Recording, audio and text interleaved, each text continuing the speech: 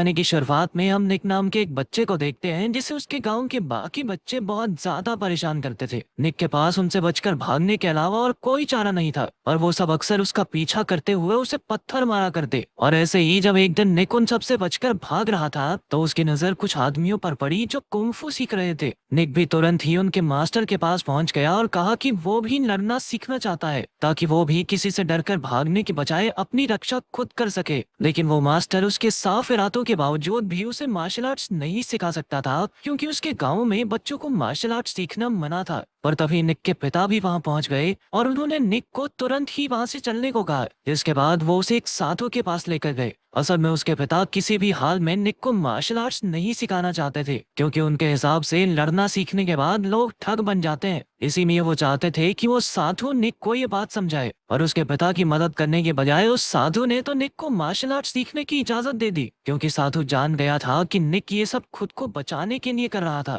अगले दिन एक बार फिर उन लड़कों ने निक को परेशान करना शुरू कर दिया। उन लड़कों में चर्ड नाम का एक लड़का भी था जिसके पिता गांव के सबसे अमीर आदमियों में से एक थे। उन सभी से परेशान होकर निक ने खुद ही अकेले में कुंफू सीखना शुरू कर दिया। उसके अंदर चीजों को बहुत जल्दी सीखने की काबिलियत थी, इसीलिए वो सिर्फ एक दिन की मेहनत में इतना कुंफू सीख गया कि सभी लड़कों को पीट दिया। और उस दिन के बाद से निक लगातार खुद को सुधारने में लगा रहा। कुछ सालों बाद जब वो बड़ा हो गया तो एक दिन चर्ड और उसके साथियों ने एक बार फिर से निक पर हमला कर दिया क्योंकि वो सब कुछ साल पहले हुई अपनी बेइज्जती का बदला लेना चाहते थे। और अपने साथ पूरी फौज लाने के बावजूद भी निक ने उन सभी को जंगल में ले जाकर बुरी तरह पीट दिया। जब घर जाकर चर्ड ने बात अपने पिता को बताई तो उसके पिता ने कहा कि हाँ, तो उस पर हमला क्यों किया था तुमने। असल में अब निक को अपनी जबरदस्त कुंफू काबिलियत की वजह से आसपास के गांव के फाइटर्स से लड़ने के लिए पैसे मिलते थे और इन्हीं लड़ाइयों में चर्ड के पिता भी निक पर पैसा लगाकर काफी पैसा कमाते थे। इसीलिए उन्होंने चर्ड को निक से दूर रहने के लिए कहा।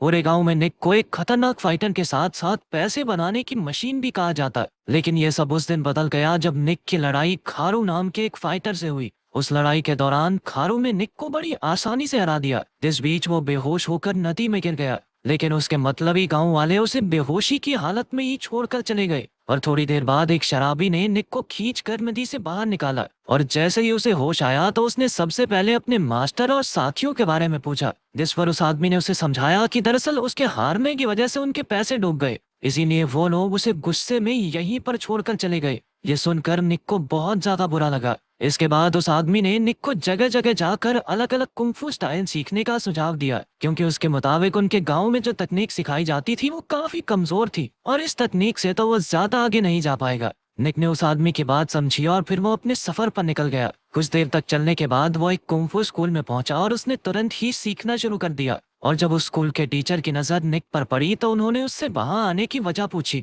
जिस पर निक ने उन्हें बताया कि वो अलग अलग जगह से अलग अलग कुंफू स्टाइल्स को सीखना चाहता है। उसका यह जवाब मास्टर को बहुत पसंद आया और उन्होंने निक को वहां सीखने की इजाजत दे दी। कुछ दिनों तक वहां मेहनत करने के बाद निक वहां के अच्छे से अच्छे फाइटर्स को हराने लगा। उसकी काबिलियत देखकर मास्टर बहुत ज्यादा खुश हुआ और इसीलिए उन्होंने निक को एक खास टेक्निक सिखाई जिसकी मदद से वो किसी को भी आसानी से हरा सकता था। एक दिन जब चर्ड का एक आदमी बाजार से सामान खरीद रहा था तो उसकी नजर पास ही में प्रैक्टिस कर रहे निक पर पड़ी और वो तुरंत ही ये खबर लेकर चर्ड के पास पहुंच गया। जिसके बाद अगले दिन चर्ड अपने साथियों के साथ उस स्कूल पर हमला करने पहुंच गया। उसने मास्टर को धमकी देते हुए कहा कि निक को उसके हवाले कर दे और अगर उसने ऐसा नहीं किया तो वो उसके पूरे स्कूल को आग लगा देगा। उसकी ये धमकी सुनकर मास्टर को गुस्सा तो बहुत आ रहा था पर वो फिर भी चर्ड से बहुत आराम से बात कर रहे थे। पर तभी चर्ड के एक आदमी ने मास्टर की बेटी को उठाकर ले जाने की बात कही, लेकिन इससे पहले बात ज्यादा बिगड़ जाती निक ने खुद ही वहां आकर खुद को चर्ड और उसके आदमियों के हवाले कर दिया।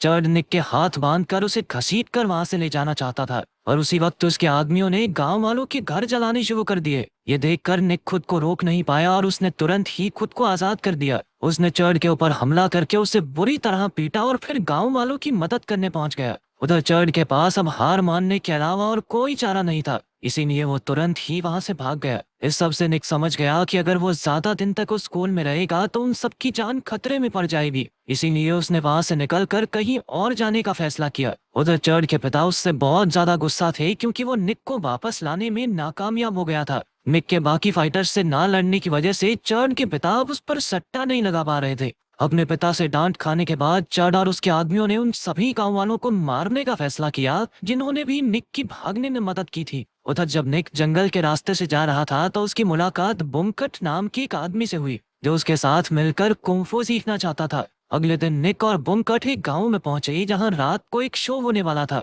बुमकट तुरंत ही वहां की मैनेजर लिंग लिंग से काम मांगने के लिए पहुंचा, जिसके बाद लिंग लिंग उन दोनों को अपने पिता के पास लेकर गई, जिन्होंने पहले तो उन्हें काम पर रखने से मना कर दिया। पर जब उन्हें पता चला कि वो दोनों उन्हें कुछ पैसे देने के लिए भी तैयार थे तो लिंग लिंग के पिता तुरंत ही उन्हें काम पर रखने के लिए मान गए। और उस रात निक और बुमकट ने पैसे कमाने के लिए उस शो में एक्टर्स के तौर पर भी काम किया। अगली सुबह जब बुमकट की आंख खुली तो उसे पता चला कि निक तो पहले ही वहां से चला गया था। उधर चड और उसके आदमियों ने उसके प्लान के मुताबिक ही गांव वालों पर हमला करना शुरू कर दिया था और इस बार लिमयंग नाम की एक लड़की भी उसके इस हमले का शिकार बन गई। पर उस वक्त निक पास से ही गुजर रहा था और वो तुरंत ही उसकी मदद के लिए भागा। चड और उसके आदमियों को एक बार फिर से हराकर निक वहां से निकल ही रहा था कि तभी उस लड़की ने अपनी जान बचाने के इनाम के तौर पर उसे एक सोने की अंगूठी और एक घोड़ा गाड़ी तोहफे में दी। थोड़ी देर बाद निक एक गांव में पहुंचा जहां उसे पता चला कि उस गांव का मार्शल आर्ट स्कूल उस एरिया का सबसे बेहतरीन स्कूल था। ये खबर मिलते ही निक तुरंत वहां के मास्टर से मिलने पहुंचा,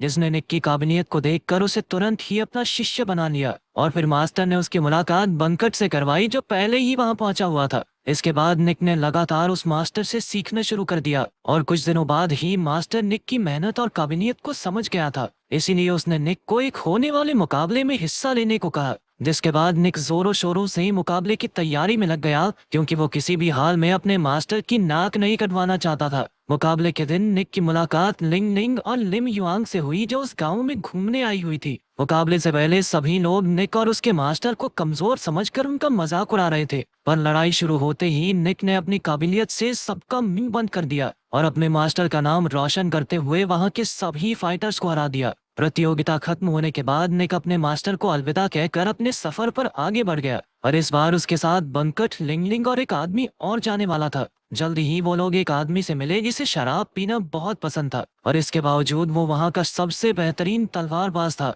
इसीलिए उन चारों ने उस आदमी को शराब की कुछ बोतलें देकर तलवारबाजी सीखना शुरू कर दिया। अगले कुछ दिनों तक लगातार मेहनत करने के बाद वो चारों ही तलवारबाजी में माहिर हो गए। जाने से पहले उन चारों को एक एक तलवार तोहफे में भी दी गई। इसके बाद जब वो लोग अपनी अगली मंजिल की तरफ बढ़ रहे थे तो जंगल के बीच में चड और उसके आदमियों ने उन पर हमला कर दिया। उनकी इस मुठभेड़ में बंकट को गोली लग गई, जिससे गुस्सा होकर निक ने चड के सभी आदमियों को मार डाला और चड एक बार फिर से भागने में कामयाब हो गया। इसके बाद निक और उसके साथी बंकट को एक वैद्य के पास लेकर गए, जिसमें उनकी मदद फिन नाम के एक आदमी ने की। वहां निक की मुलाकात लिम युआंग से हुई जो असल में खारू नाम के उसी फाइटर की बेटी थी जिसने एक बार निक को हराया था। इसके बाद खारू ने निक से कहा कि उसे राजा के द्वारा आयोजित किए हुए कुंफू मुकाबले में हिस्सा लेना चाहिए ताकि वो एक बार फिर से उसे हरा सके। लेकिन निक इस बार पूरी तरह से तैयार था और उसने खारू को चुनौती दी कि वो उसे जरूर हराएगा। अगले कुछ दिनों तक निक लगातार अपनी ट्रेनिंग में लगा रहा और मुकाबले वाले दिन निक और खारू ने बाकी सभी फाइटर्स को बड़ी आसानी से हरा दिया, जिसके बाद आखिरी मैच उन दोनों के बीच होने वाला था। खारू ने एक बार पहले भी निक को हराया हुआ था, इसीलिए राजा ने कहा कि मेरा सारा पैसा इस पे लगा दो खारू पे। और इस बार निक ने अपनी नई तकनीक की मदद से खारू को जबरदस्त टक्कर दी और थोड़ी जद्दोजहद के बाद आखिरकार उसे हरा ही दिया, जिसके बाद राजा उसकी काबिलियत से बहुत खुश हुआ। पर जैसे ही वो निक को इनाम देने के लिए आगे बढ़ा तो अचानक से कुछ लोगों ने राजा के ऊपर हमला कर दिया। असल में इस सब के पीछे फिन का हाथ था। राजा के ऊपर हमला होते ही वहां जबरदस्त लड़ाई शुरू हो गई, जिसके बाद फिन ने सभी को बताया कि असल में वही असली राजा है और जिस आदमी ने राजा बनकर ये मुकाबला करवाया था वो तो सिर्फ पैसे कमाना चाहता था लोगों को बेवकूफ बना के। इसके बाद फिन ने एक बार फिर से राजा की गद्दी वापस ले ली और निक को अपने राज में मंत्री घोषित कर दिया। कुछ दिनों बाद निक लिम यांग के साथ अपनी माँ से मिलने पहुंचा जो कई दिन से उसका इंतजार कर रही थी। अगर वीडियो पसंद आई तो लाइक कर देना, चैनल को सब्सक्राइब कर देना। मिलते हैं अगली वीडियो में।